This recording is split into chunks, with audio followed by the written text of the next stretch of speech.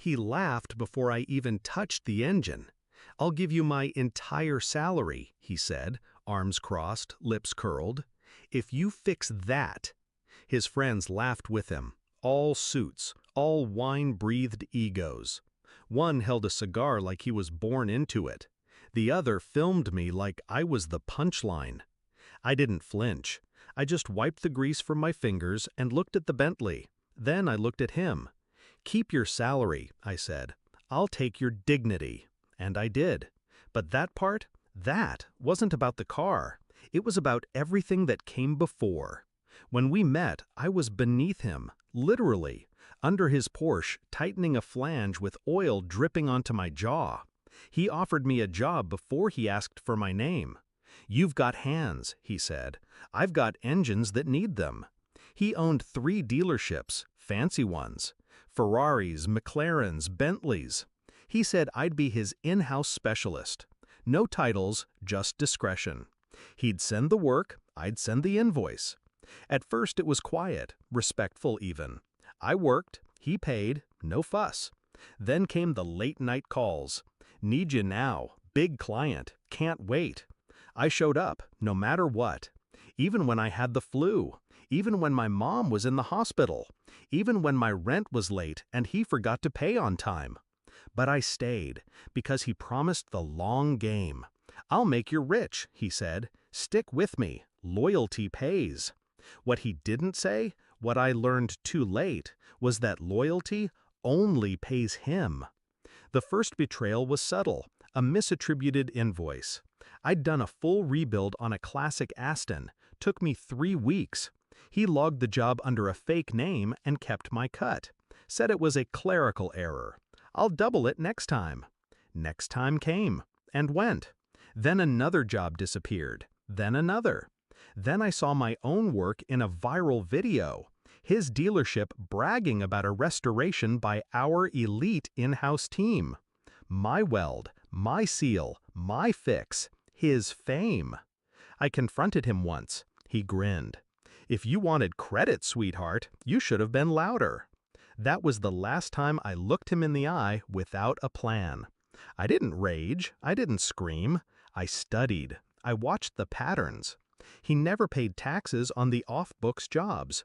He never credited outside contractors. He flipped salvaged cars as clean.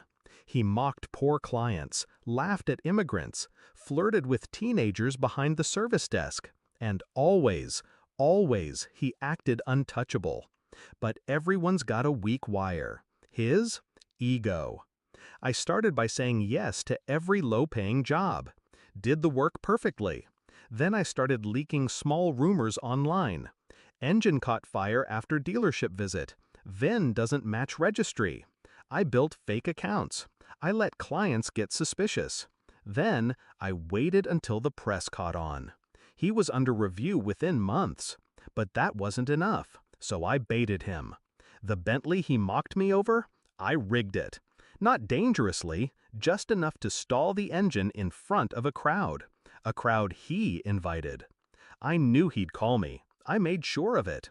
And when he said, "I'll give you my entire salary if you fix this," I knew cameras were rolling. So I did fix it, but I didn't leave. I opened the hood, pointed to a tiny QR sticker, one I'd placed discreetly on the valve cover. The camera zoomed in. "Scan that," I told the journalist in the crowd. She did. It led to a page, not a website, a folder, my folder. Every invoice, every underpaid job, every email where he told me to bill fake names, video proof of swapped VINs, audio of him mocking customers, partners, his own father. I'd gathered it for a year, and I dropped it on him in the middle of his own launch party. He didn't speak. He couldn't, because I timed the press release to go live exactly 10 seconds after the QR code scanned. Everything I had went public. That night, his accounts were frozen. 2 lawsuits hit within the hour. His investors bailed. His lawyer resigned. And me? I started my own shop the next morning. Didn't even have to advertise. Clients lined up around the block. People remembered the mechanic who stood in silence while a millionaire mocked her in front of the world. They remembered the QR code. They remembered me. Sometimes I pass his old dealership. The windows are dark. His name stripped off the sign. Just a shadow where it used to be. I heard he tried to pitch a comeback podcast. It never launched. No one listens to a man who was outsmarted by the woman under his car. And as for that salary he offered, I didn't need it. He gave me something better, the ending I deserved.